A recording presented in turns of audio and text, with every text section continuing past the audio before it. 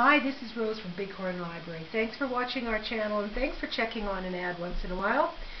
I want to talk to you today about programming with children who are a little bit older than the ones we usually work with. And I love to share picture books with kids that are older. I used to go to the grade 5 class and bring a picture book every week to share with them.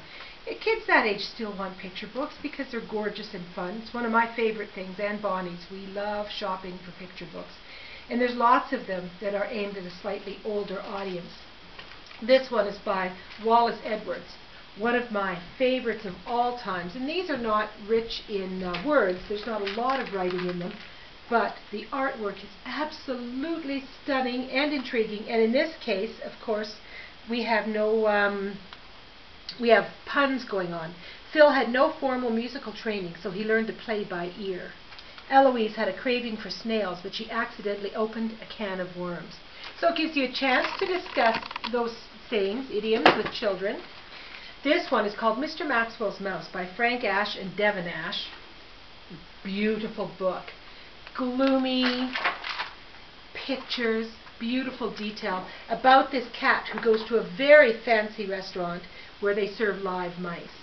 And poor Mr. Maxwell comes up against a very clever mouse who finds a way to resist being eaten. I'm not going to give you a spoiler.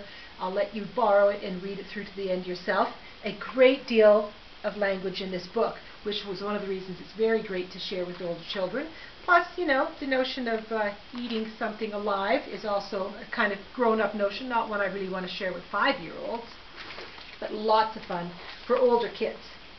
Next we have one of my all-time favorites, The Waiting Dog by Caroline Beck and Andrea Beck.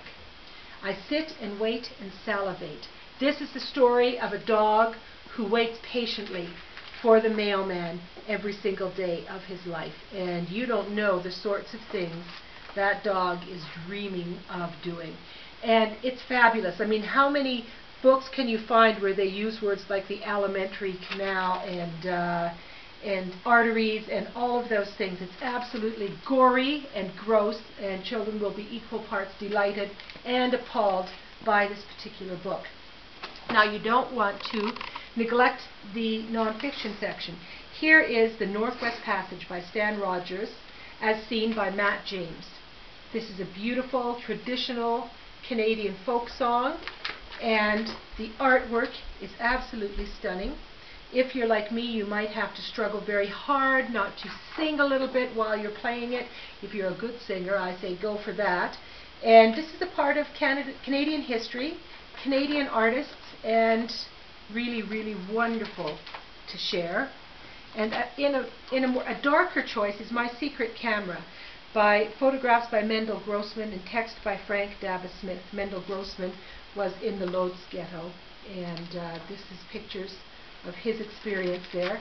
And although this is a very dark time in human history, it's a time that young people are interested in, fascinated by really, and they want to see these pictures and they want to discuss it. And what better, safer place to discuss these dark things than in the library and with the librarian, and being sure that they're getting accurate information.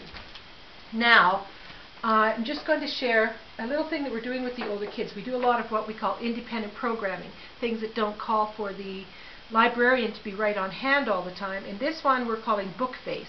And it involves taking the library camera and a friend and finding a book that has part of a face on it, and then lining it up with yours and taking a book face and posting it right up along the wall. We've got a whole series of them, and they look quite gorgeous, and the kids get a big kick out of it. And I hope you'll try that kind of thing yourself at your library. Bye-bye now.